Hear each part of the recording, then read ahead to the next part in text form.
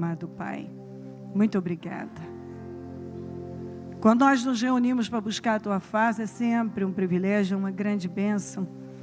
O tempo que nós tiramos para invocar o Teu nome, que nós dedicamos a nossa vida ao Senhor, faz toda a diferença, meu Deus. Como faz diferença no resultado final. Como faz diferença. Às vezes eu fico olhando, tem tanta gente gemendo, mas elas estão buscando recursos que são totalmente infalíveis. Elas não estão dependendo do Senhor, porque quando alguém para depender do Senhor, o Senhor é infalível. O Senhor não erra, o Senhor não falha. O Senhor é que cuida de todas as coisas. Quando nós entregamos a nossa vida nas Tuas mãos, o Senhor se incumbe de cuidar de tudo. Obrigada. Perdoa as nossas falhas, nossos pecados e erros. Eu abro esta reunião com muita gratidão, consagro ela ao Senhor. Peço que derrame unção e poder. Peço que venha ao nosso encontro, que se manifeste aqui. Peço a Sua presença no nosso meio. Peço que fale aos corações. Eu não tenho nada para oferecer, mas o Senhor tem tudo. O Senhor pode curar, suprir, sarar, levantar, esclarecer, revelar. Oh Deus, como o Senhor pode mudar? O Senhor pode, o Senhor pode, o Senhor pode. Eu não posso, mas o Senhor pode. Eu não tenho, mas o Senhor tem. O Senhor é bom e a Sua bondade dura para todo sempre. Perdoa as nossas falhas e os nossos pecados. Tudo que nós falamos, pensamos e fizemos que tenha Te entristecido, nos perdoa. Passa do Teu sangue na igreja. Passa do Teu sangue sobre todo o ministério, mudança de vida, sobre o nosso povo em todo lugar, sobre os templos, sobre os líderes. Que a palavra seja pregada com responsabilidade e temor. Que a igreja entenda, que todos sejam abençoados. Opera Espírito Santo em todo lugar e cuida do nosso povo. As pessoas que nos acompanham à distância, visita cada uma agora com grande unção. Todas as pessoas que estão comigo, derrama da Sua graça, do Seu favor. Eu oro por sabedoria, discernimento e favor. Meu Deus, eu oro para que as bênçãos de Abraão fluam na vida de cada pessoa. Eu oro por um renovo, eu oro por respostas. Eu peço, abençoa a igreja, abençoa o Seu povo. Eu repreendo todas as obras do mal. Inveja, olho gordo, maldades, pragas, rituais malignos, atuações demoníacas, seja lá o que for que se levantou contra nós, contra a igreja, contra as vidas, contra a reunião, contra o nosso trabalho, eu repreendo em nome de Jesus, eu repreendo em nome de Jesus, eu repreendo em nome de Jesus. Eu ordeno que caia por terra toda seta do inferno, toda atuação demoníaca, toda obra maligna contra nós, contra a igreja. Eu repreendo em nome de Jesus, em nome de Jesus, em nome de Jesus. O sangue de Jesus tem poder sobre mim. O sangue de Jesus tem poder sobre a igreja. O sangue de Jesus tem poder sobre nossos familiares. O sangue de Jesus tem poder sobre o ministério Mudança de Vida. O sangue de Jesus tem poder sobre todo o nosso povo em todo lugar. O sangue de Jesus tem poder sobre esta reunião. O sangue de Jesus tem poder sobre nós. Nos cubre com Teu sangue. Coloca anjos poderosos aqui e abençoa-nos. Assuma o controle da reunião. Eu peço que a palavra entre de forma revelada, esclarecedora, que todos obtenham as respostas necessárias, toda a direção que precisa para a vida, que todos sejam imensamente abençoados, que a Tua presença seja real, que tenhamos toda a sabedoria e discernimento, e, meu Deus, que o Espírito de conselho repouse aqui, possamos ser aconselhados através da Sua palavra. Eu oro por visão, eu oro por revelação, eu oro para que o Teu povo tenha revelação, para que todas as pessoas, meu Deus, que têm Te servido, Te conheçam intimamente, que desenvolvam um relacionamento íntimo e pessoal. Obrigada pela vida, pela salvação, obrigada por esta noite, por esse privilégio de estarmos aqui. Não temos mais o ontem, não temos o amanhã, nós temos hoje, e estamos fazendo muito bom uso desta oportunidade maravilhosa. Nós estamos Te buscando, com certeza, meu Deus, para a maioria, finalizando o dia, de uma forma maravilhosa, buscando a sua face. Muito obrigada. Seja conosco, amém. Amém, amém. Estão ligadas as nossas vitórias? Você pega o Espírito. Que Espírito é esse? É mesmo, diga eu bebo do Espírito. Da palavra profética para 2017. O Senhor me colocará por cabeça, não por cauda, só estarei por cima e nunca por baixo. Em nome de Jesus. Amém? Sentem-se, por favor. Vamos para Juízes 6.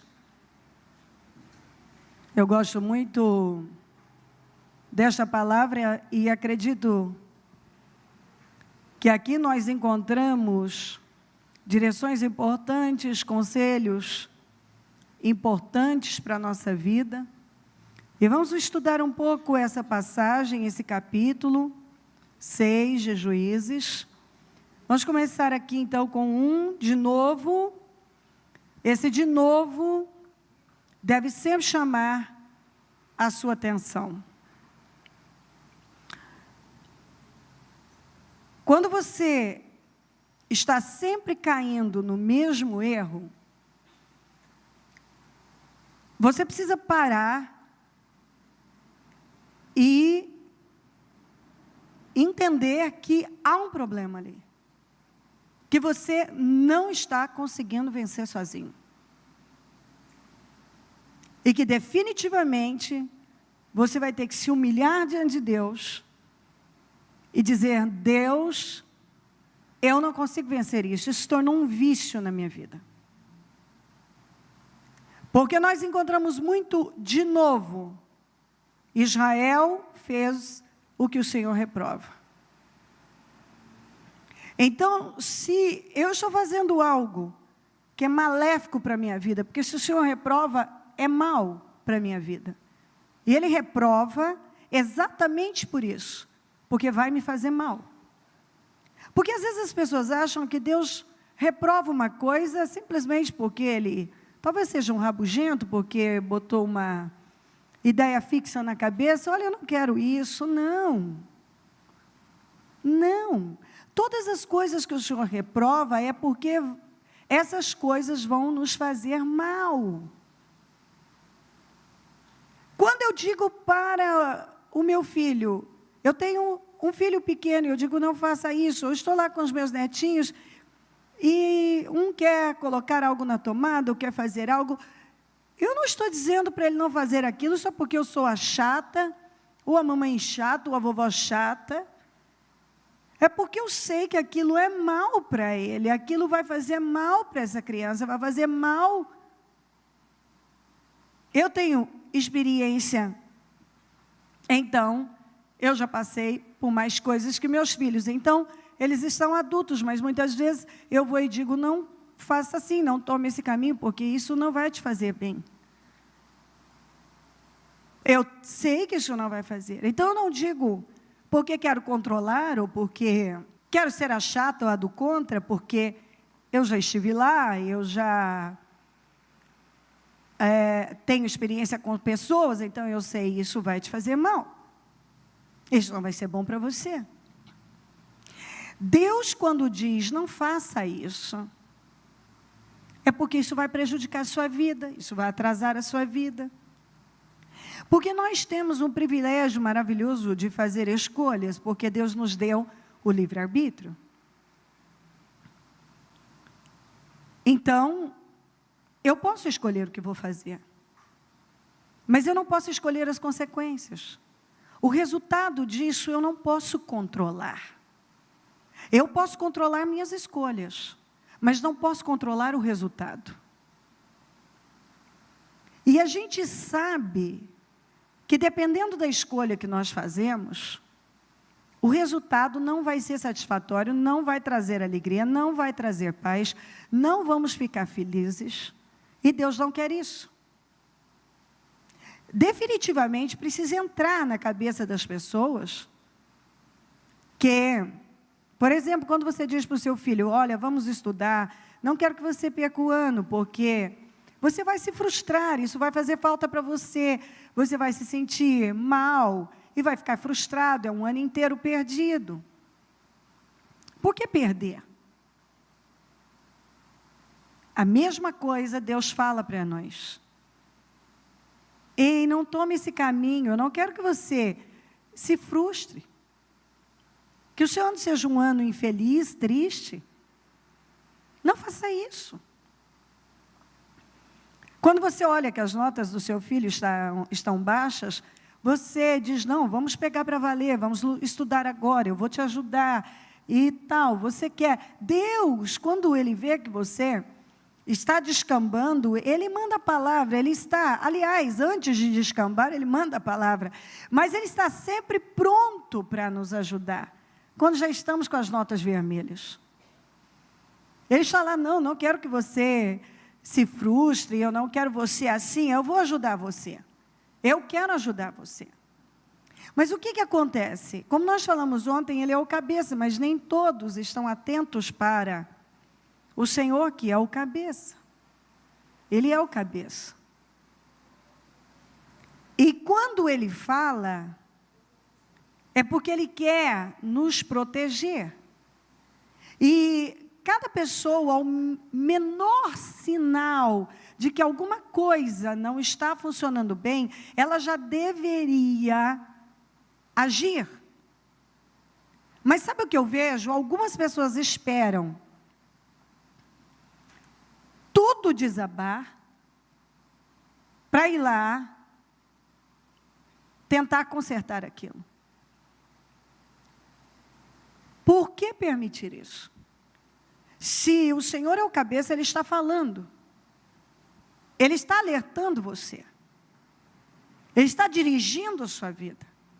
Se você deixar, com certeza, você não vai tomar um rumo errado, porque Ele vai falar com você. Ele é o cabeça. Mas Ele fala, e o que acontece com a pessoa? Muitas vezes ela ignora. Ela espera aquilo ir muito longe, para depois tentar voltar. Você percebe que algo não está caminhando bem, você já deve reagir, clamar o sangue de Jesus, usar o nome de Jesus, reagir espiritualmente. Você não pode buscar todos os recursos primeiro, para depois dizer, agora eu vou buscar Deus.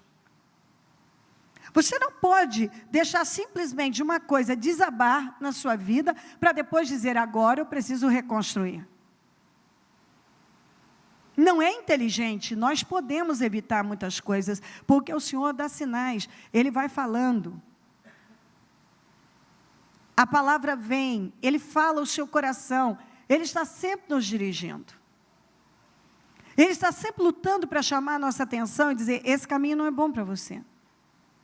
Então, quando você percebe que está repetindo erros, é porque você não está conseguindo vencer aquela área. E certamente, se você já caiu naquele mesmo buraco uma vez, você sabe o que você passou.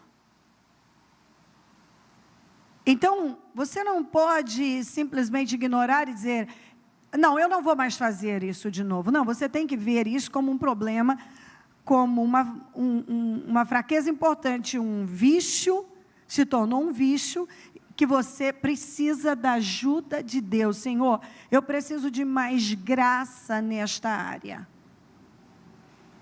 Eu estou repetindo erros, eu estou caindo no mesmo erro. De novo, eu fiz a mesma coisa. De novo, eu reagi da mesma maneira. De novo. Aí é a hora que o diabo se aproveita da sua fragilidade para te acusar e fazer você sentir o pior dos miseráveis. E é nesse momento que você vai ter que ter uma força de invocar o nome do Senhor e não deixar Ele lançar um monte de culpa e condenação e te afastar de Deus. Porque quando nós repetimos um erro, é porque aquilo está muito forte em nós. E quando você repete aquele erro, você se sente normalmente um derrotado. E é aí que o diabo entra com toda a força, para não deixar você orar, buscar Deus e até colocar pensamentos assim, é melhor você desistir. É melhor você parar com tudo, porque você não serve para isso, você não vai dar conta mesmo, larga isso. E sabe o que acontece? A pessoa, ela confirma as obras do mal, porque ela acaba dizendo, eu vou desistir mesmo, eu vou largar, isso aqui não tem jeito não, eu não vou conseguir vencer isso nunca, aqui não é lugar para mim, isso aqui não é lugar para mim, essa situação não é para mim, isso aqui não é para mim, aquilo outro é para mim, é sempre assim. Esse é o espírito da derrota. E o diabo fica feliz da vida, porque você está confirmando que ele está conseguindo atingir o alvo. Você está falando como ele quer que você fale, porque ele não pode ler seus pensamentos, mas ele sabe muito bem ouvir o que você está falando. Então, de novo, os israelitas fizeram o que o Senhor reprova. E sabe o que eles fizeram? Trocaram de Deus. E durante 7 anos, e é isso que me assusta, por que esperar tanto tempo para invocar o nome do Senhor? Porque de alguma maneira, o diabo convence as pessoas que elas vão conseguir sozinhas. E durante 7 anos, ele os entregou nas mãos dos midianitas. Os midianitas dominaram Israel, por isso os israelitas fizeram para si esconderijos, vai vendo a miséria, a derrota, a vergonha, a humilhação, nas montanhas, nas cavernas, nas fortalezas. Isso é vida, viver se escondendo. Sempre que os israelitas faziam as suas plantações, os midianitas, os amalequitas e outros povos da região, a leste deles, as invadiam. Acampavam na terra e destruíam as plantações ao longo de todo o caminho até Gaza e não deixavam nada vivo em Israel. Então, para onde eles olhavam, eles viam morte, devastação, vergonha, humilhação. Nem ovelhas, nem gado, nem jumentos. Eles subiam trazendo seus animais e suas tendas e vinham como enxames de gafanhotos. Era impossível contar os homens e os seus camelos. Invadiam a terra para devastá-la. E estavam devastando, porque por causa de Midian, Israel empobreceu tanto que os israelitas clamaram por socorro.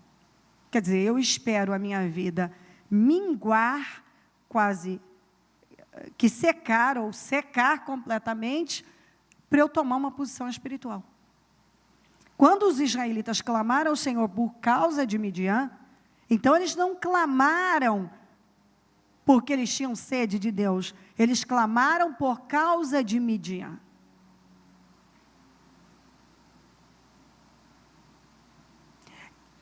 E aqui tem uma lição muito importante. Será que eu vou passar clamando a Deus somente quando eu tenho um problema? Será que eu vou passar uma vida inteira invocando a Deus apenas quando eu tenho um problema? Agora minha vida está seca, devastada, e parece que só quando eles empobreceram, só quando realmente mexeu no bolso, é que eles lembraram de Deus. Isso não é um relacionamento saudável. Isso é como uma mulher que casa com um homem por dinheiro. Se o dinheiro dele acabar, ela vai largar dele. E eles enviou um profeta que disse, assim diz o Senhor, o Deus de Israel, tirei vocês do Egito, da terra da escravidão, eu os livrei do poder do Egito e das mãos de todos os seus opressores. Fui eu, ele disse, eu os livrei. Eu. Expulsei-os e dei a vocês a terra deles. E também disse a vocês, eu sou o Senhor, o seu Deus. Não, não, não adorem os deuses dos amorreus, em cuja terra vivem, mas vocês não me deram ouvidos. Eles viram Deus expulsar aquele povo daquela terra. E viram que os deuses daquela terra, daquele povo, não puderam salvá-los de Deus. Agora, eles pegam e vão lá adorar deuses que não puderam fazer nada nem pelo seu próprio povo. Que é o que acontece com muita gente dentro da igreja. Ele vai buscar recurso no mesmo lugar que o ímpio busca. Ele está tentando vencer usando dos mesmos métodos que o ímpio usa. Buscando os mesmos recursos. Ele está vendo o mundo devastado, as pessoas infelizes. Ele tem o Deus vivo. E ele vai buscar recurso onde pessoas que talvez um dia foram vencidas, inclusive Deus trabalhou para te dar vitória sobre elas, agora você busca recurso no mesmo lugar que elas buscavam. O Senhor disse para Israel uma coisa muito forte. Por muitos anos Israel dominou, prevaleceu e foi cabeça no mundo. Israel foi cabeça. Tanto que o Senhor disse para Israel, em Deuteronômio 28, que se Israel permanecesse no Senhor, em obediência, em temor, o Senhor colocaria aquele povo muito acima de todas as nações. E eles jamais seriam cauda. Jamais estariam por baixo. Mas nós vemos as promessas que Deus fez ao seu povo, e a grande promessa ao Abraão, 7 promessas, que inclusive quem o abençoasse, significava que quem abençoasse seus descendentes, a nação que abençoasse Israel, seria abençoada. E isso é tão forte, porque permanece até hoje, porque no milênio, quando a igreja for arrebatada, que entrar o anticristo em ação, nos primeiros 3 anos e meio, ele vai conseguir enganar até os escolhidos, até os que ficarem, que conheciam a verdade, vão ser enganados. Vai ter muita gente que vai ser enganada, porque ele vai mostrar, assim, que ele é o salvador do mundo, ele vai deixar o mundo, teoricamente, aparentemente maravilhoso. Vai fazer aliança com Israel, vai reconstruir o templo, tudo que os judeus esperam. E eles vão achar que ele é o Messias. Quando der os 3 anos e meio, ele vai querer ser adorado como Deus naquele templo, e Israel vai ver que ele não é o Messias coisa nenhuma, e é onde ele vai começar a oprimir Israel de tal maneira que vai ser levantada a 3ª Guerra Mundial. E aí você sabe da Batalha do Armagedon, quando tropas gigantescas estiverem marchando para destruir, exterminar, acabar definitivamente com Israel, vai ser quando o Senhor, que vai ser nos 7 anos, no final dos 7 anos, o Senhor vai descer com todos nós no cavalo branco, que é de Apocalipse 19, e vai pisar no Monte das Oliveiras. E é quando ele vai pegar a besta, a besta, que é o anticristo, o falso profeta, que é aquele que é um líder religioso, e vai lançar no lago de fogo e enxofre vivos, e vai prender Satanás por 1000 anos. Aí vai dar início o governo do milênio, do Senhor, o milênio que é o governo do Senhor, onde ele vai consertar tudo que está errado na terra, e vai mostrar que é possível viver bem nessa terra através do governo dele. Então, as pessoas que vão estar são pessoas como nós hoje somos. Nós, então, não seremos mais, porque nós vamos ser arrebatados em nome de Jesus. Estamos caminhando para isso. O que eu mostro para você é que no milênio, os que vão entrar no milênio são aqueles que ficaram do lado de Israel, as nações que ficarem do lado de Israel. Então, todo país que apoia Israel, até hoje a promessa, a palavra que o Senhor liberou para Abraão, como nós vimos ontem, nenhuma palavra fica sem seu cumprimento. O profeta disse que nenhum dos ossos do Senhor seria quebrado, nenhum osso foi quebrado. Transpassaram ele, mas não quebraram seus ossos, como a profecia tinha sido liberada. E como o Senhor disse para Abraão, os que te abençoarem serão abençoados, e os que te amaldiçoarem serão amaldiçoados. Isso significa que só vai entrar no milênio, só vai prevalecer na terra para o governo do Senhor, os que não tiverem lutado contra Israel, porque Israel ainda representa Abraão, que fez um pacto com Deus. Isso nos dá esperança, porque mostra que Deus, Ele vela pela sua palavra para cumprir, e não fica nenhum ponto, nenhum tio, nem uma vírgula sem seu cumprimento. Então você precisa conhecer a Deus e saber que Deus é um Deus que não falha. E tudo nessa vida pode passar, mas a palavra de Deus não passa. Ela se cumpre. Em pontos e vírgulas. Ela se cumpre. Então, até na entrada do milênio, só vai entrar quem esteve do lado de Israel. O país, a nação que lutar contra Israel, que ficar contra Israel, não entra no milênio. Isso não é forte? Por quê? Porque um dia esse Deus vivo fez uma aliança com um homem. E mesmo que essa nação esteja distante do Senhor, hoje, o que Ele prometeu, o homem é infiel, mas Deus permanece fiel. Até o fim.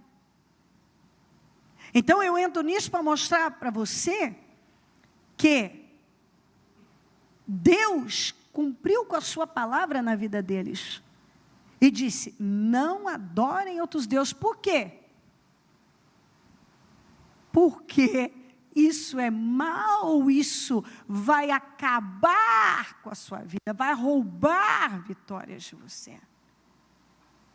Porque a partir do momento, Deus não divide a sua glória com ninguém, que você agora adora outro Deus, então você vai ter que depender desse Deus, porque você não está dependendo do Deus vivo, que foi o que aconteceu. Olha o que os deuses amorreus fizeram por Israel. Deus disse, enquanto eu era o Deus de vocês, eu livrei vocês do Egito, dos seus opressores, expulsei todos os inimigos dessa terra, eu dei essa terra para vocês, mas agora que vocês adoram os amorreus, os deuses amorreus, vejam o que os deuses amorreus fizeram por vocês. Vocês estão escondidos em cavernas, em montanhas, em buracos, empobreceram, estão passando uma vergonha danada. E qualquer coisa que ocupar o lugar de Deus se torna um Deus. Quando Deus deixa de ser a prioridade da vida de uma pessoa, alguma coisa, é porque alguma coisa passou a ocupar aquele lugar. E esse lugar que era de Deus agora foi dado a uma outra pessoa, a uma outra coisa, alguma coisa. Às vezes até a bênção. Deus dá a bênção e agora a bênção se torna o Deus. E aí é onde o Senhor diz, então vamos lá, vamos ver o que você consegue com esse novo Deus aí. Olha o que Israel conseguiu. Então, Deus disse para Israel, se vocês permanecerem comigo, dependendo de mim, vocês vão ser uma referência, disse para aquele povo. O Senhor disse para aquela nação, eu vou fazer de vocês uma referência. Todavia, se vocês me deixarem, da mesma maneira que eu sendo com vocês, as pessoas vão dizer o que é que há de especial na vida desse povo. E eles vão perguntar para vocês. E vocês vão dizer, é o Senhor. Mas se vocês me deixarem, a mesma coisa, eles vão olhar e vão dizer, o que é que aconteceu com vocês? Quando Deus está na vida de uma pessoa, as pessoas que te rodeiam, que te encontram depois, olham para você e dizem: uau, o que aconteceu com você? Como você está bem? As pessoas vão vendo a mudança da sua vida, as mudanças acontecerem, e elas dizem: nossa, o que aconteceu com você? Sua vida mudou. Você se afasta de Deus, a mesma coisa. O que é que está acontecendo com você? Por que você decaiu dessa forma? Porque Deus disse isso para Israel. Por que Israel acabava nas mãos de inimigos toda vez que adorava outros deuses? Deus nunca teve plano de dar o governo a nações gentílicas. Nunca. Daniel teve as revelações de todos os domínios e reinos. Primeiro, Deus deu para Nabucodonosor, que foi a estátua. Depois, confirmou para Daniel. E é interessante que visões maravilhosas, por exemplo, ele teve a visão sobre a Grécia, e a Grécia não era nada, eram umas ilhazinhas, não era nada. E Deus deu para Nabucodonosor e mais tarde deu para Daniel a visão de que um homem, para Daniel deu assim, um leopardo com asas, que ia se levantar, era uma velocidade tão grande, que foi Alexandre o Grande. Ele nem tinha nascido, Daniel teve a visão de que esse homem conquistaria o mundo num tempo tão rápido, mas também morreria muito rápido. Tudo na palavra de Deus, nada aconteceu sem antes ter sido revelado, ter sido mostrado. Nada. Nada. E o Senhor nunca teve o plano da Babilônia reinar, dos medos e persas reinarem, da Grécia reinar, do Império Romano reinar. Nunca. Nunca. Isso aconteceu porque Israel insistiu em adorar outros deuses. Que foi quando, por fim, a última vez que Deus falou sobre isso, foi quando Nabucodonosor então foi e dominou tudo e destruiu com tudo. E Daniel, com tantos outros, foram levados exilados. E daí vieram outros reinos, nações gentílicas, porque os judeus foram levantados, essa nação, para dominar. Tanto que, no milênio, vai voltar a dominar por intermédio de Jesus Cristo. O reino de Jesus, que fala a Bíblia raiz de Jessé. Aquele que o Senhor prometeu para Davi, que nunca faltaria um rei, um descendente dele no trono. E não vai mesmo, porque esse descendente é Jesus Cristo, eternamente estará no trono. Então isso é tão forte, porque tudo que Deus falou, Ele cumpriu. Ele nunca teve plano de o seu povo estar abaixo. Eu estou mostrando sobre Israel para você entender, porque hoje nós somos a igreja do Senhor, e Ele não tem nenhum plano, nenhuma visão para você viver de forma ruim, miserável, sendo roubado. Se você não está vivendo como mais que vencedor, tem alguma coisa muito errada aí. Porque o projeto de Deus para o seu povo sempre foi esse. Que o povo de Deus sempre estivesse em alta, em honra e por cabeça, mais que vencedor. Tanto que Israel nunca foi cauda enquanto adorou o Senhor, serviu ao Senhor. Quando tirou o Senhor do primeiro lugar, quando Deus deixou de ser o primeiro lugar, foi quando eles se encontraram em situações miseráveis, como nós vemos aqui. Isso não faz você pensar? Claro que faz, qualquer pessoa. Então, espera aí. Se eu estou por caldo, eu estou por baixo, a resposta sempre vai estar na minha condição espiritual. É a sua vida espiritual é que determina toda a sua vida aqui fora. Foi a vida, a condição espiritual. Nunca, Israel, se tinha arma, não tinha arma, se tinha guerreiro, não tinha guerreiro, se tinha condições, não tinha condições, isso nunca foi importante. A única coisa que Deus exigiu daquele povo foi que ele permanecesse como Deus único da vida deles. Da vida daquelas pessoas. Foi a única coisa que o Senhor exigiu. E muitas vezes eles não permaneceram nessa posição, não dependeram de Deus. Então, nunca, isso tem que entrar na sua cabeça. Deus não está preocupado se você é capaz, se é inteligente, é sábio, tem esse talento, não tem esse talento, se você tem essa força, não tem essa força. Não é isso que pesa para Deus. É se Ele é a prioridade da sua vida. Se você está olhando para Ele, está dependendo dEle. Porque essas coisas não importam, Deus supre, a graça supre. Deus supre o que nós não temos. Eu posso não ter uma coisa, posso não ter muita coisa, mas se Deus é a prioridade da minha vida, então eu tenho tudo que eu preciso, porque Ele vai me suprir.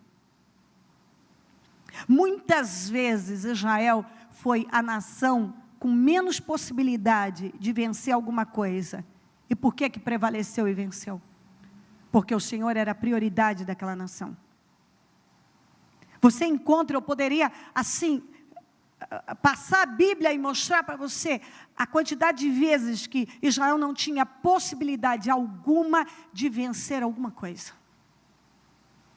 E por que vencia? Porque Deus estava à frente e era a prioridade deles. Quando eles se afastavam e colocavam outro Deus no lugar de Deus, era quando eles passavam vergonha, humilhação, se tornavam objeto de zombaria, se tornavam cauda. Aquelas pessoas nunca eram envergonhadas quando Deus estava liderando a vida delas. Quando eles não deixavam mais que o Senhor liderasse a vida deles, eles começavam a rastejar. Se eu parasse aqui na palavra, você já entendeu tudo o que precisa entender. A resposta sempre está na sua condição espiritual. As pessoas ficam assim, não porque eu acho que é isso aqui, isso aqui, isso aqui, isso aqui, isso aqui, isso aqui, aquilo outro, é nada do que você está dizendo que é. Bicho, você nem sabe o que eu estou, mas eu sei. Você não precisa me falar, eu sei. Você sabe quantas pessoas já ouvi na minha vida? Muitas. E todas apontam vários problemas para a vida delas. Essa é a causa desse problema, essa. Não. A resposta é uma só. A sua condição espiritual. Todas as respostas que você precisa, você encontra exatamente. Você faz essa pergunta, essa aqui, a resposta é uma só. Está na vida espiritual. Tudo é espiritual. Praticamente tudo. É muito raro. O problema do mundo é espiritual. O mundo tenta resolver um problema espiritual de forma natural. E tem muito crente tentando resolver um problema espiritual de forma natural. Tem coisas que estão lá continuamente, é um problema espiritual. A pessoa já ouviu 500 mil vezes, foca Deus, olha para Deus, dependa de Deus, espera no Senhor. O que ela faz? Ela continua lutando com as mesmas armas, com a mesma mentalidade, caindo nos mesmos erros, olhando para a mesma direção, fazendo os mesmos questionamentos. Muitas vezes, como eu disse, aí quando ela se sente acabada, não vai ter jeito mesmo, eu vou desistir, eu vou sumir, eu vou largar, eu vou fazer. É assim. Nunca há um equilíbrio, uma decisão realmente, de parar e tratar aquilo espiritualmente. Você está entendendo? Tratar aquilo lá espiritualmente. Eu tenho uma área da minha vida que eu estou sempre caindo no mesmo erro. Algo que não se define. Então, peraí, eu vou parar e vou tratar isso aqui. Isso é um problema espiritual. Eu vou colocar Deus nisso, eu vou falar com Deus. Eu já coloquei. Não, tem maneiras e maneiras de você chegar. Às vezes você fala algo com Deus que você mesmo nem acredita. Eu preciso definitivamente colocar Deus na minha vida, em todas as áreas da minha vida. Não é dizer, Deus, o Senhor pode tomar conta dessa, mas essa aqui não, deixa que essa eu tomo conta. Não, bispo, eu não ajo assim. E você age quando você vai lá e faz ao seu modo. Você tenta resolver do seu jeito. Você tem as mesmas reações. E então, vamos lá, mais uma vez, no mesmo lugar. Israel, de novo, fez aquilo que sabia que nunca tinha funcionado. Por que funcionaria agora? Está entendendo? Tem coisas que eu já sei. Quantos anos de vida você tem? Então, vem cá, quantas vezes você passou por esse mesmo caminho? Por que agora, durante 20, 30, 50, 60 anos, não sei, 70, vamos lá, você passou por aquele caminho, e você tropeçou no mesmo buraco, por que você acha que agora você não vai tropeçar ali? Por que você acredita que dessa vez, ao seu modo, no mesmo lugar, da mesma forma, fazendo do mesmo jeito, vai dar certo? Além de estúpido, isso é muito arrogante. Porque eu me convenço de uma coisa sem inteligência nenhuma. Eu já vi essa cena, eu já vi esse filme, eu já vi isso aí outras vezes. Eu já tive aí. Não funcionou, mas eu tenho uma fortaleza mental tão terrível, que eu ainda acredito, o diabo ainda tem essa fortaleza na minha vida, ele manda em mim, que ele me faz acreditar, que agora, pela milésima vez, que eu estou fazendo a mesma besteira, agora vai dar certo. Eu estou tendo a mesma atitude, agora vai dar certo. O mesmo desequilíbrio, o mesmo descontrole, tomando a mesma decisão, falando as mesmas coisas, agora vai dar certo. É por isso que você encontra pessoas envelhecendo muito frustradas, infelizes, decepcionadas. E algumas que desistem de tudo, até da vida, porque elas preferem desistir da vida, elas preferem gemer a tratar aquelas áreas que estão afundando com elas. Às vezes não são nem áreas, é algo no temperamento, que a pessoa tem N qualidades maravilhosas, mas essa forma dela agir estraga com tudo.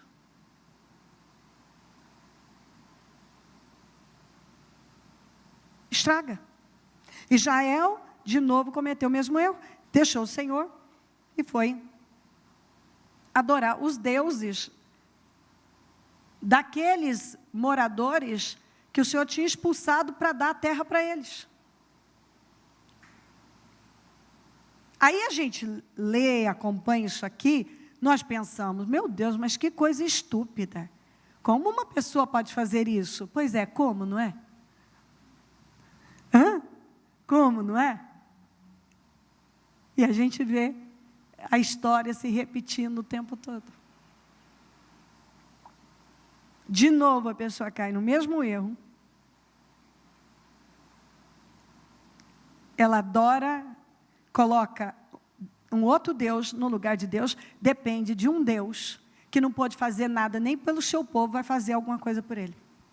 Aí você vê o antes de Israel, ou antes da pessoa, antes com Deus, dependendo de Deus, debaixo da cobertura do Senhor, e agora sem essa cobertura, Deus não é mais a prioridade da vida, outras coisas ocuparam o lugar. Aí você vê, é uma diferença brutal.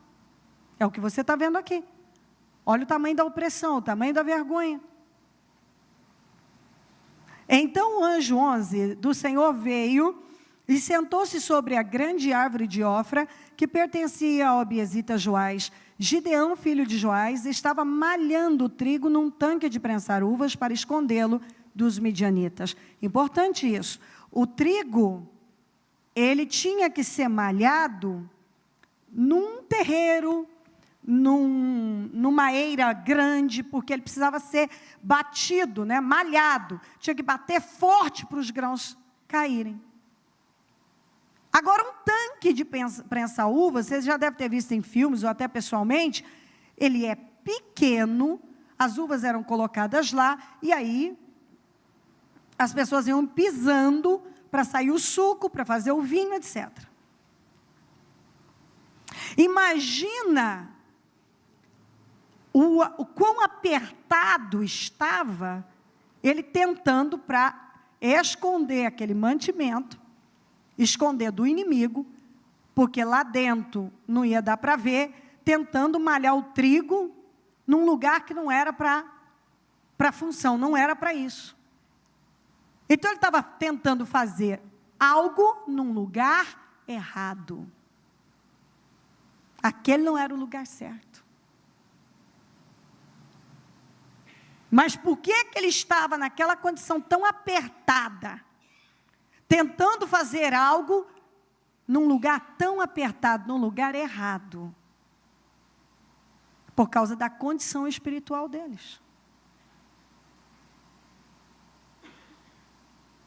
E aí você começa a ter que fazer uso de coisas que não são próprias. Você começa a ter que se submeter a coisas que não tem nem sentido. Você começa a viver coisas que você talvez nunca imaginou que viveria.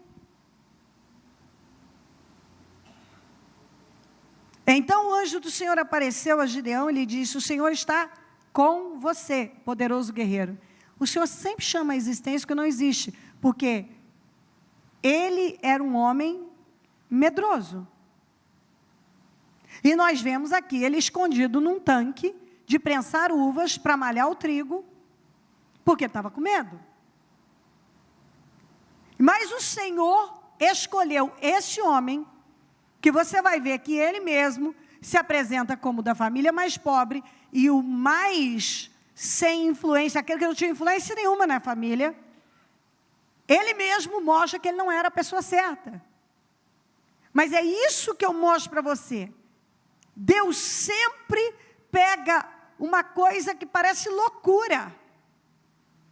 Ele usa aquele menos provável para mostrar exatamente aquilo que Ele quer que todos nós, que todos vejam. O poder dEle. Não foi você, fui eu. E é o que Ele vem falando conosco. Você precisa botar Deus definitivamente e depender dEle. Porque não importa o que você tem, se você depender dEle, se você tem ou não tem, Ele vai fazer. Você pode ser o mais improvável, mas Ele pode usar você, Ele pode fazer na sua vida, porque Ele não depende do que você tem ou não tem. Ele depende da sua fé, do seu relacionamento com Ele. E o Senhor disse o que para ele? Eu estou com você. E você sabe, Emanuel, o que significa Deus ser com uma pessoa? Tudo. Sua vida muda. Você pode não ter nada. Mas se Deus for com você, tudo muda. Ah, Senhor, Gideão respondeu, se o Senhor está conosco, por que aconteceu tudo isso? Ele já não tinha respondido através do profeta. Porque vocês adoraram os deuses amorreus. Você já não acabou de ouvir isso?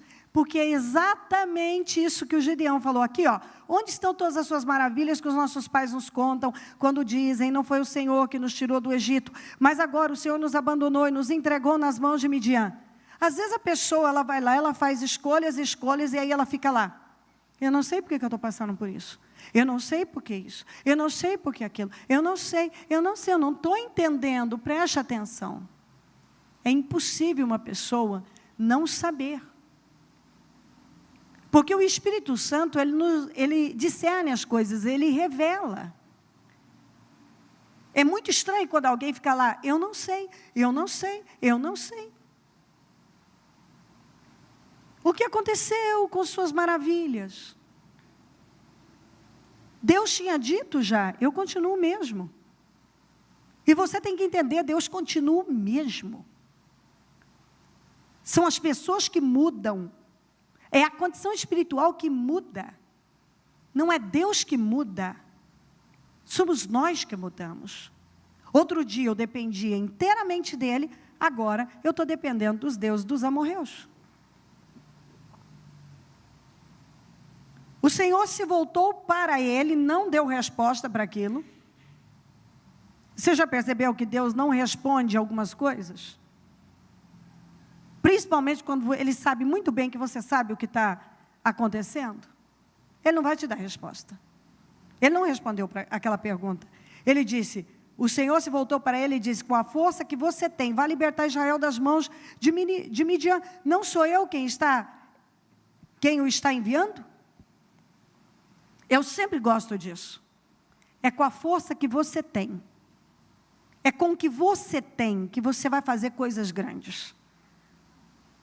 Não é com alguma coisa de alguém. É com aquilo que você tem que talvez você nem dá valor. Foi com um pouquinho de azeite e de farinha da viúva que um milagre aconteceu e eles sobreviveram até o Senhor mandar chuva na terra, para aquela terra, para a terra de Israel. Foi com um pouquinho de azeite que a viúva pagou todas as dívidas e viveu do resto, a outra viúva. Foi com 5 pães e 2 peixinhos que o Senhor alimentou, numa situação, mais 4.000 homens, fora crianças, mulheres e crianças, numa outra situação, mais de 5.000, fora mulheres e crianças. E ainda, muitos cestos, as sobras foram imensas. Então, é com a força que você tem, é com o que você tem. Porque aquilo que você não tem, a unção compensa. Deus vai compensar na sua vida. Ele sendo com você, Ele vai compensar. Ele disse, com a força que você tem, vai libertar Israel das mãos de Midian. Não sou eu que estou te enviando, eu estou te enviando, por que você está com medo? Vá. Ah, Senhor, respondeu Gideão, como posso libertar Israel? Meu clã, quer dizer, minha família, é o menos importante de Manassés, e eu sou o menor da minha família. Ó a frase que o Senhor deu para ele, diga comigo, vamos juntos, eu estarei com você. Fechou, acabou. Eu não tenho, minha família é mais pobre, eu não tenho capacidade, eu nem tenho coragem para isso, eu não tenho influência nem na minha casa, como é que eu vou conseguir arrebanhar pessoas? Como é que eu vou trazer pessoas para me ajudar? Eu não tenho influência na minha casa. Ele estava dizendo exatamente isso. Eu sou menor da casa do meu pai. Lá, eu não tenho influência nenhuma. Ninguém me ouve lá. Como é que alguém vai me ouvir em Israel? O Senhor só disse isso, eu estarei com você. Então, quando isso entra no entendimento da pessoa, eu estarei com você. E eu não preciso puxar aqui o gancho do José. Porque você já aprendeu sobre isso. Deus foi com José. Deus estava com José. E quando Deus está com uma pessoa, não há limite para ele erguê-la. Ele disse, eu estarei com você. Ponto. Se Deus for com você, E como é que a gente faz Deus ser com a gente? Crendo nele, dependendo dele. É quando ele encontra essa sinceridade no coração da gente. Eu posso não ser perfeita, você pode não ser perfeito, nós temos falhas, mas quando Deus é a prioridade da nossa vida, nós somos sinceros, verdadeiros aqui com Ele. Ele pode ser conosco. Quando Ele é a prioridade da vida de uma pessoa. Respondeu o Senhor, e você derrotará, todos os midianitas como se fossem um só homem. Você precisa ter medo. Era um exército imenso. E o Senhor disse, você vai derrotar como se fosse um homem só. Como se você estivesse enfrentando um único homem. E foi isso que Deus fez, e você conhece a história. Gideão prosseguiu, se de fato posso contar com teu favor. Se de fato eu posso contar com a sua graça sobre mim. Se eu tenho graça para vencer isso, se eu tenho o seu favor, dá-me um sinal de que és tu que está falando comigo. E é impressionante como Deus dá. Peço-te que não vás embora até que eu volte e traga a minha oferta e a coloque diante de ti. E o Senhor respondeu, esperarei até você voltar. Você vê o amor de Deus e o carinho de Deus para com o seu povo? Isso não mudou. Você fala com Deus, com o seu coração sincero, Deus vai estar ali, presente. Senhor, fica aqui. Ele não vai embora. Gideão foi para casa, preparou um cabrito e com uma arroba de farinha fez pães sem fermento, pôs a carne num cesto e o caldo numa panela, trouxe-os para fora e ofereceu-os a ele sobre a grande árvore. E o anjo de Deus lhe disse, apanha a carne e os pães sem fermento, ponha-os sobre esta rocha, derrame o caldo. Gideão assim o fez. Com a ponta do cajado que estava em sua mão, o anjo do Senhor tocou a carne e os pães sem fermento, fogo subiu da rocha, consumindo a carne e os pães, e o anjo do Senhor desapareceu. Quando Gideão viu que era o anjo do Senhor, exclamou, Senhor soberano, viu o anjo? Senhor soberano, viu o anjo do Senhor face a face? Disse-lhe, porém, o Senhor, paz seja com você, não tenha medo, você não morrerá. Por que o Senhor respondeu assim para ele? Porque tem pessoas que é impressionante, ele tinha acabado de ouvir coisas tão fortes de Deus, ele tinha visto que Deus recebeu a oferta que ele quis dar, foi um sinal de que Deus seria com ele, e agora ele pensa em morte. Foi por isso que Deus falou, porque ele pensou que ia morrer. Isso é uma lição para nós, depois que nós já ouvimos tanto a Deus, já vencemos tantas coisas, o Senhor nos levou tão longe, porque agora você acha que vai perecer?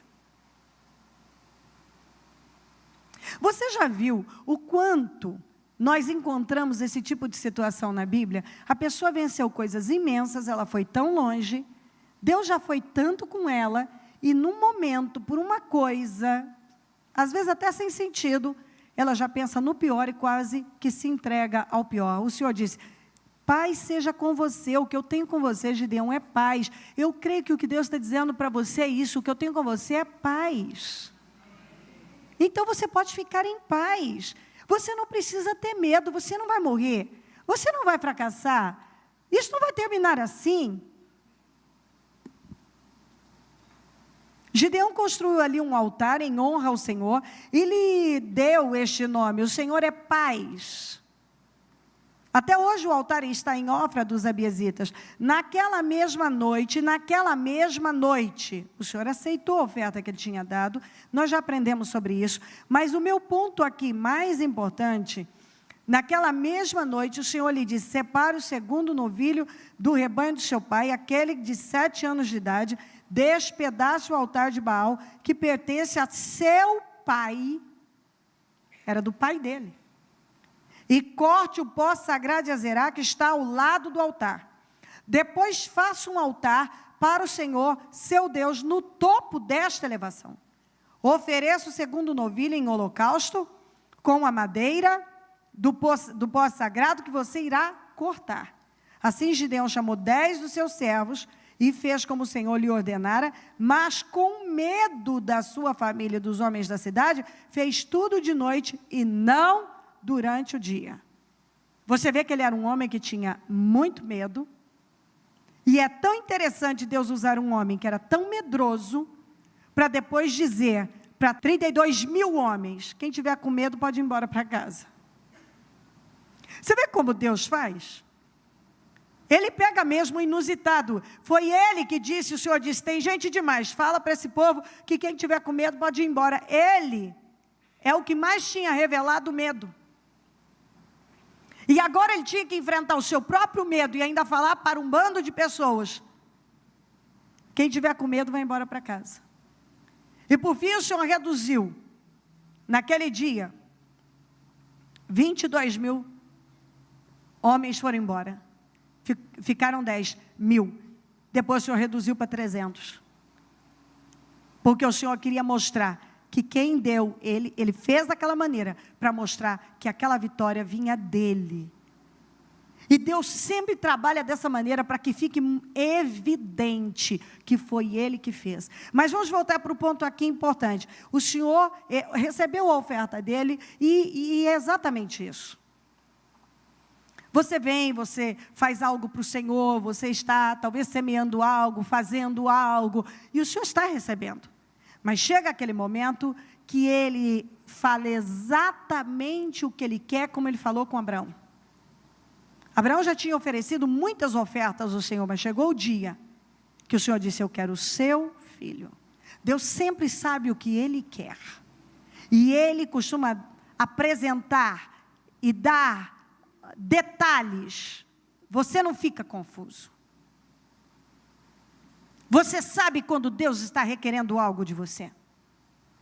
O Senhor veio e disse, eu quero o segundo novilho, o segundo boi do seu pai. Eu não quero o primeiro, eu não quero o terceiro, eu não quero outro, eu quero esse. Eu não sei por que Deus quis exatamente o segundo novilho do pai. Mas Deus deu o detalhe do que ele queria, e não tem negociação.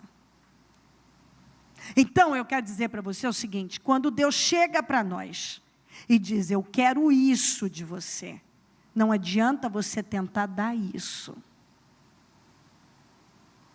E tentar convencer a Deus, que o terceiro novilho é bem melhor que o segundo, que o primeiro é bem melhor que o segundo. E algumas pessoas têm feito isso. Deus já disse a elas, eu quero o segundo boi do seu pai. Eu quero o segundo boi, que é do seu pai. Não tem negociação. Deus vem e diz algo para nós, eu quero é isso de você, Cléo.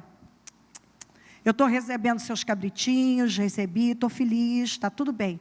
Mas agora eu quero isso de você. É isso que eu quero de você. Eu recebi, ok, você viu? Eu recebi, está tudo certo, você está abençoada. Mas agora, para eu te levar além, eu preciso disso. Eu quero isso.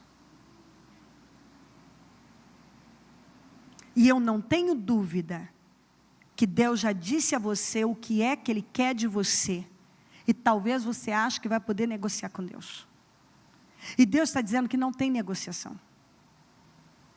Ele sabe o que Ele quer, por que Ele quer. E às vezes não tem. Por que o Senhor quer isso? Ele não tem que te responder, Ele não vai responder. Nem sempre vai responder. Ele muitas vezes testa a nossa obediência. E a nossa coragem. Como ele estava testando do Gideão. Não. Ele sabe o que Ele quer. Deus sabe o que Ele quer de você. Ele sabe o que Ele quer de cada um de nós. Ele sabe qual é o ponto que Ele vem e diz assim, eu quero isso de você. Muitas vezes Deus me pediu coisas muito difíceis e Ele veio e me disse claramente, não havia sombra de dúvida, eu quero isso de você. E hoje eu vejo que tem muitas coisas que, se eu não tivesse dado a Deus, naquele momento, coisas que representavam o meu Isaac, coisas que representavam o segundo boi do meu pai, eu não estaria aqui. Da forma que eu estou, vivendo o que eu vivo e com esse poder, essa proteção que eu sei que está sobre mim, o quanto Deus me defendeu, as coisas que eu passei, eu não teria sobrevivido.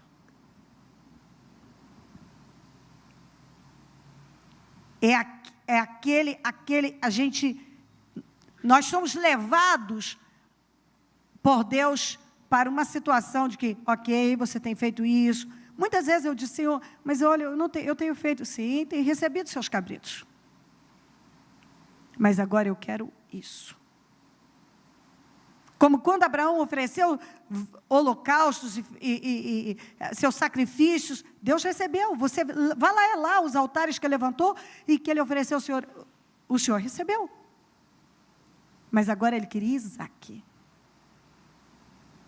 O Senhor recebeu o cabrito dele, do Gideão, mas agora ele queria o segundo boi, ele deu detalhes. Então ninguém pode dizer, eu não sei o que Deus quer de mim, não, ele te dá detalhes. Eu quero o segundo boi do seu pai. Eu quero esse boi aqui. Não, Senhor, esse aqui é mais bonito, olha, muito mais gordinho, isso aqui eu não quero esse, eu disse esse. Às vezes é isso que a gente faz com Deus, Senhor, mas olha, esse aqui é maravilhoso, esse aqui, olha, é coisa divina. Não quero esse, eu disse esse. Às vezes a gente chega para Deus e quer convencer o Senhor que tem algo melhor, que isso aqui que eu vou fazer, olha, Senhor, eu faço isso, eu faço aquilo outro, eu faço tudo para o Senhor aqui, mas isso não, Senhor. Não tem negociação. Eu quero esse, e eu estou te dando os detalhes exatamente. Eu sei o que eu quero de você. Eu sei o que eu quero de você. E eu quero o que eu estou pedindo a você. Entrega o que eu estou pedindo a você. Eu já recebi o que você quis me dar, agora você vai dar o que eu quero.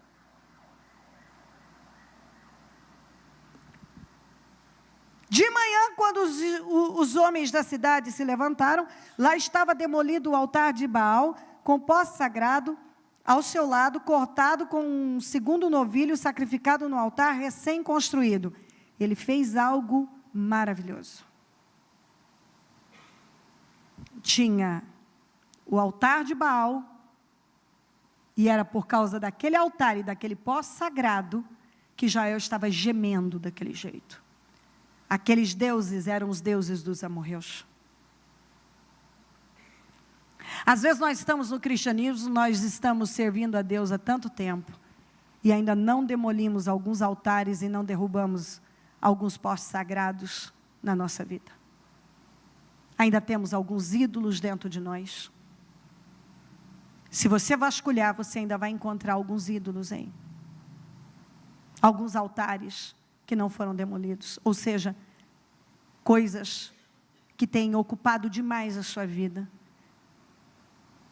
que estão no lugar de Deus, coisas, porque qualquer coisa que ocupar o lugar de Deus se torna um ídolo, pode ser qualquer coisa, e às vezes estamos muito tempo servindo, digamos, a Deus, mas ainda não demolimos altares e não cortamos colunas sagradas da nossa vida.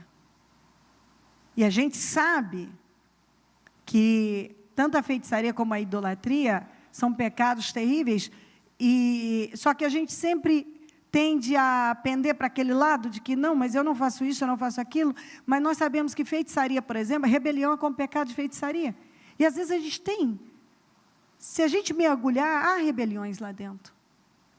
Às vezes há tanta coisa que não foi vista, que foi ignorada. Eu não concordo com isso. Eu não concordo com aquilo. Eu não tenho humildade para me curvar. Esse não concordo tem destruído com vidas. Porque a pessoa simplesmente acha, é minha opinião. Às vezes, a sua opinião está indo contra a de Deus. Às vezes você está discordando de algo que você acha que é algo que vem de uma pessoa, e você está discordando do próprio Deus, como Deus disse para Saulo, Saulo, Saulo, por que você me persegue?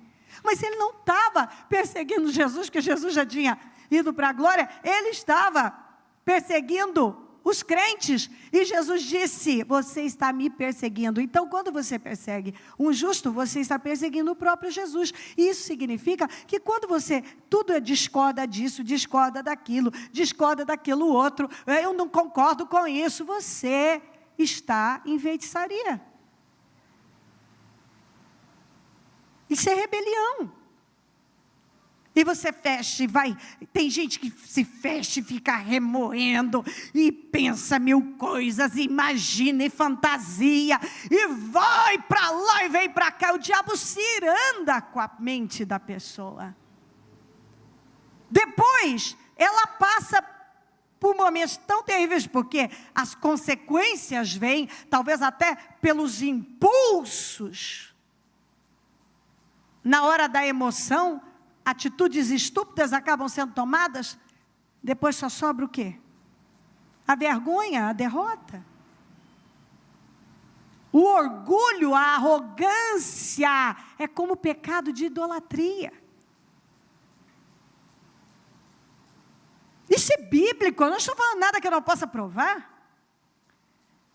Autopiedade, cobiça, avareza, tudo isso são como pecado de idolatria. Mas ninguém olha que a arrogância, o orgulho, faz você estar no pecado, praticando o pecado da idolatria. O orgulho tem devastado com pessoas, meu Deus, como me dói. Às vezes eu vejo pessoas maravilhosas, que têm um destino maravilhoso, sabe, tudo para ir longe, e o orgulho não deixa. E você vê gente, que pessoa talentosa, que capacidade, como poderia ir longe essa pessoa, se ela se tornasse uma pessoa humilde, quebrantada diante de Deus. Mas o orgulho, nessa minha caminhada com Deus, eu vi tanta gente fracassar, por causa do orgulho. Porque a Bíblia diz que antes da queda vem o orgulho. E tem muita gente que tem gemido, e o grande problema da vida, esse orgulho, é a arrogância. Então ele precisava demolir aqueles altares que estavam trazendo miséria para Israel. E o Senhor sabia disso. E o Senhor mandou ele fazer aquilo. E às vezes a gente precisa parar e tomar uma decisão na vida. Hoje eu vou quebrar esse altar, esse poço sagrado da minha vida. Eu vou dar o que Deus quer. Fim. De manhã todos os homens viram aquilo, não gostaram, estavam gemendo por causa daquilo. Perguntaram uns aos outros, quem fez isso? Depois de investigar, concluíram que foi Gideão, filho de Joás. Os homens da cidade disseram a Joás, traga seu filho para fora. Ele deve morrer, pois derrubou o altar de Baal e quebrou o poste sagrado que ficava ao seu lado. Você já viu a cegueira? Sabe quem foram essas pessoas? Eram pessoas que conheciam o Deus vivo. E agora alguém foi lá e tomou uma atitude sábia, e eles estavam com raiva. Você já viu gente que implica com alguém que tomou a atitude certa, que deu o passo certo? Ao invés dele louvar aquela atitude, ele se fecha. Porque o que eu penso, o que eu acho, do meu jeito, é que importa. O que Gideão fez foi amando de Deus e foi correto. Mas eles não gostaram, ele deve morrer porque fez isso. Os homens da cidade disseram isso. Joás, que era o pai, porém respondeu à multidão hostil que o cercava, vocês vão defender a causa de Baal? Estão tentando salvá-lo? Quem lutar por ele será morto pela manhã. Se Baal fosse realmente um Deus, poderia defender-se quando derrubaram o seu altar. Por isso, naquele dia chamaram Gideão de Jerubbaal, dizendo que Baal dispute com ele, pois derrubou o seu altar. O pai dele disse uma coisa sábia, e olha que era o altar do pai. Ele disse, se ele fosse Deus, ele teria se defendido. E quem lutar por ele, já que ele mesmo não pôde se defender, quem lutar por ele, vai morrer, vai fracassar. E você sabe o que eu tenho visto na vida? Gente que não vê isso, a coisa é tanta cegueira. Quando uma coisa não vem de Deus, não permanece. Quando uma coisa não vem de Deus, ela não prevalece. Você já viu gente lutar por coisas que Deus já deu N provas? Eu não estou nisso. E está lá a pessoa ainda tentando lutar para fazer aquilo funcionar. Joás, o pai dele disse, se Baal fosse Deus, ele teria se defendido. Quer dizer, se ele tivesse algum poder, ele não estaria aí aos cacos, tudo não teria sido demolido. Então isso significa que quem lutar lutar por ele, vai morrer. E tem gente morrendo aos poucos, porque está lutando guerras estúpidas. Escolham as suas guerras. Dá para você começar a escolher as suas guerras? Para de lutar por coisas estúpidas, por coisas que Deus não está. Porque quando uma coisa vem de Deus, ela flui, ela permanece. Mas quando uma coisa não vem de Deus, ela não flui e ela não permanece. Por que lutar por algo que está na cara que Deus não está nisso? Mas alguns continuam lutando guerras estúpidas. Até para lutar uma guerra eu preciso ter sabedoria.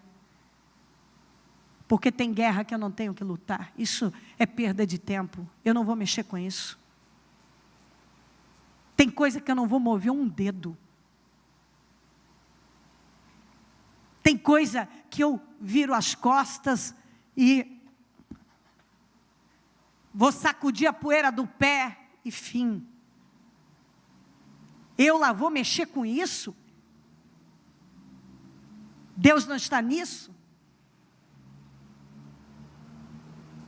Mas algumas pessoas ficam lá, gemendo por uma coisa, e lamentando por outra, e brigando pelos outros, e pegando briga dos outros, e se metendo em coisas que não foi chamado. E aí pergunta, por que minha vez estou exausto? Eu acredito que esteja mesmo. Porque se você não sabe escolher as suas guerras, você vai ficar exausto.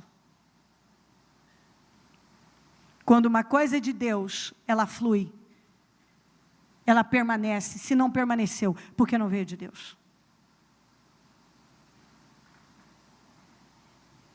Não adianta eu tentar dar algo para alguém que Deus não quer dar. Não adianta eu tentar promover alguém que Deus não quer promover. Não adianta eu ficar lutando por algo que Deus não está.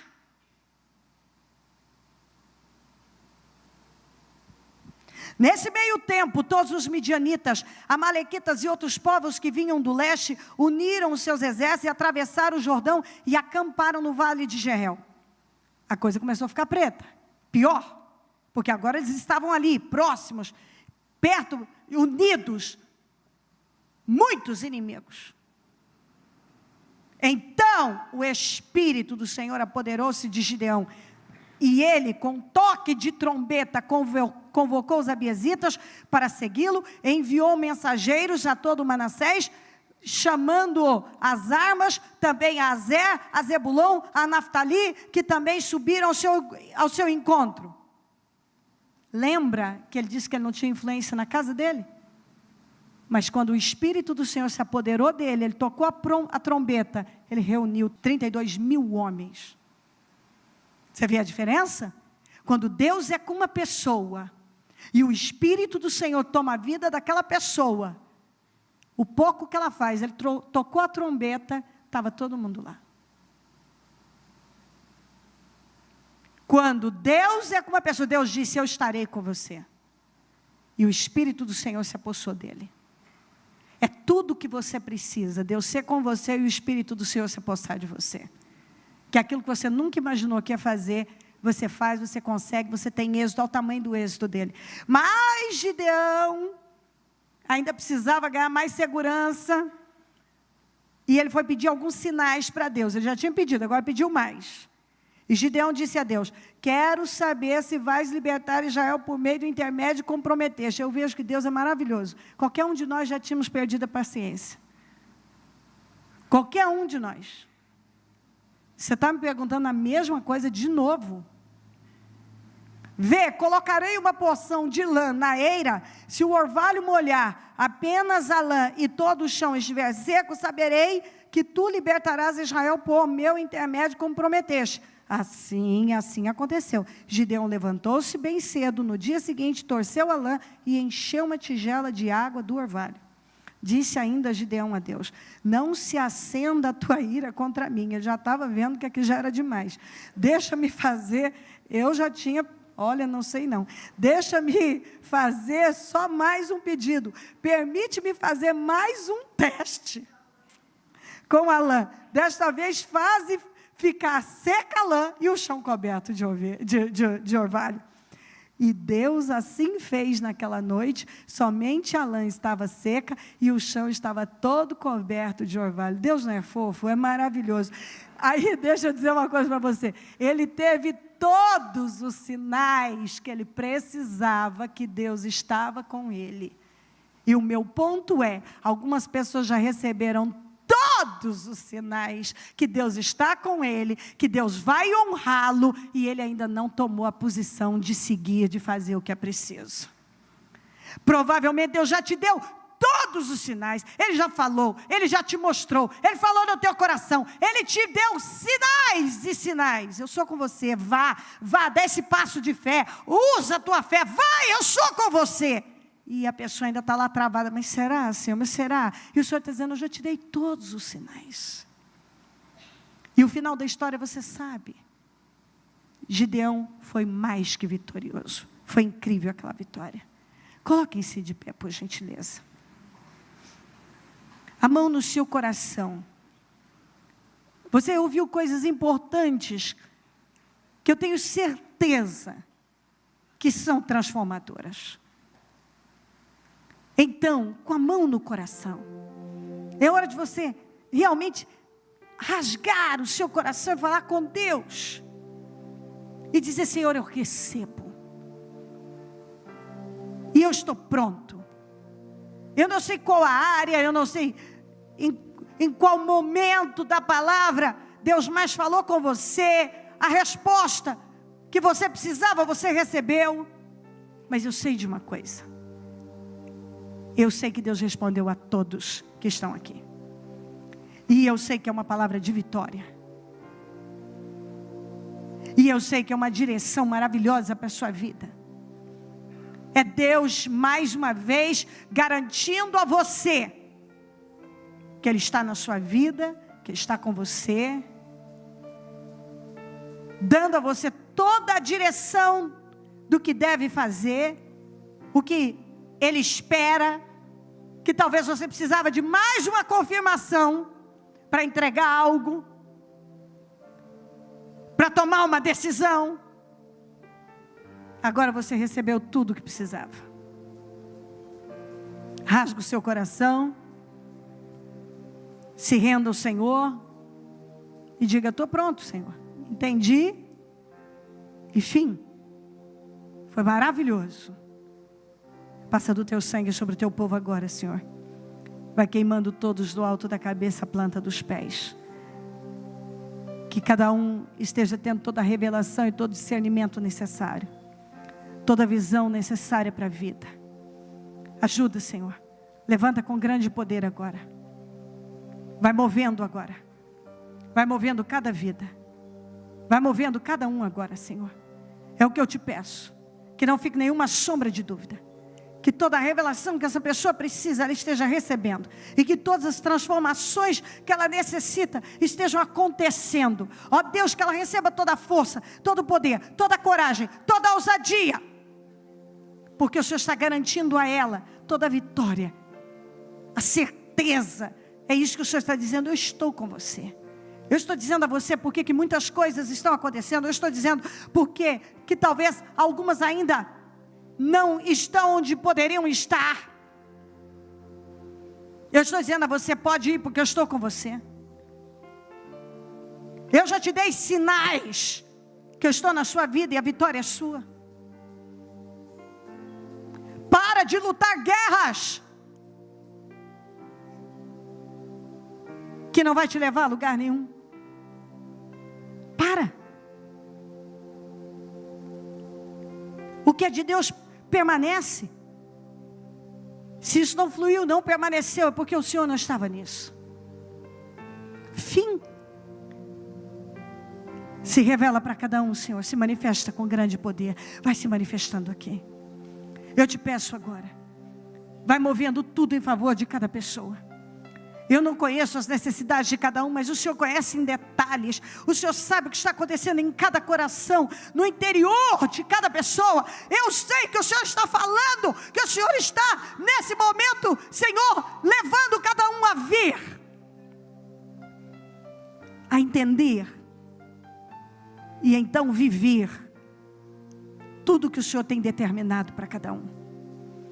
Eu repreendo a cegueira, todo bloqueio, tudo que ainda trava a vida dessa pessoa, no nome de Jesus Cristo. E eu peço essas portas abertas, eu peço visão, revelação, poder de reação, uma atitude ousada, que cada um saia daqui determinado a dar passos ousados, porque o Senhor está garantindo que vai honrar, sem dúvida nenhuma, o que o Senhor mandou Gideão fazer. Foi ousado, foi forte demais. E ele teve absoluto sucesso, ele teve sucesso absoluto, ele foi abençoado. Que cada um recebe esse entendimento agora, meu Deus. É tempo de vitória, é tempo de glória. O Senhor não tem, como o Senhor disse, pela a boca do próprio Balaão, não se vê desgraça em Jacó. Não se vê desgraça em Jacó. Não se vê. E eu tenho certeza que Deus está dizendo a mesma coisa para você. Não se vê derrota na sua vida. Você pode sorrir para o futuro, porque o que Ele tem prometido, Ele vai fazer na sua vida. Restituições, restaurações, vitórias, inimigos poderosos que vão cair. Eu não sei o que representa esse inimigo poderoso que tem estado aí na sua vida, mas esses inimigos caíram. Os midianitas, os amalequitas que estavam empobrecendo Israel caíram. Eles caíram por terra. Não há dúvida que Deus está dizendo que seja lá o que for que ainda está na sua vida, você vai vencer. Você vai vencer porque Ele está com você. E eu abençoo a sua vida com toda essa visão, essa força, essa coragem, essa ousadia. Um espírito determinado. Que você saia daqui determinado, determinada a seguir as instruções que você recebeu do Espírito Santo, a se posicionar, porque Deus vai te honrar como honrou Gideão. E mais uma vez a palavra veio como um sinal de vitória para a sua vida. Gideão pediu tantos sinais e Deus honrou a todos os sinais. Talvez você tenha recebido um sinal atrás do outro, de que Ele quer fazer, de que Ele vai fazer, de que Ele está com você, que você vai vencer essa situação. Mais uma vez, Ele deu a você a segurança de que você vai vencer essa situação. Você pode sair daqui seguro disso. E eu te abençoo com essa força, com esse poder, com essa autoridade, essa ousadia. Que você se levante agora e se endireite em Deus, e passe a viver de uma forma completamente diferente daquela de quando você chegou aqui. Que você saia daqui agora em nome de Jesus, e eu profetizo isso com uma outra cabeça, com outro espírito, com uma outra visão, em o nome do Senhor Jesus, pronto para viver situações completamente diferentes, porque a mão do Senhor está na sua vida, em nome de Jesus Cristo. Em nome de Jesus, levante as suas mãos para o céu agora, coloque a sua vida inteiramente nas mãos do Senhor, e diga o que você...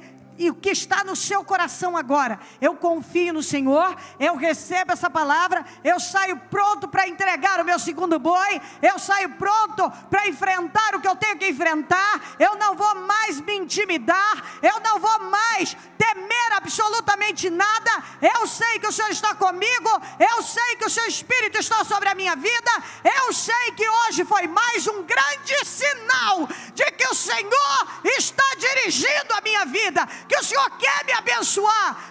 Foi mais um grande sinal que o Senhor quer me abençoar. Fala isso para Deus.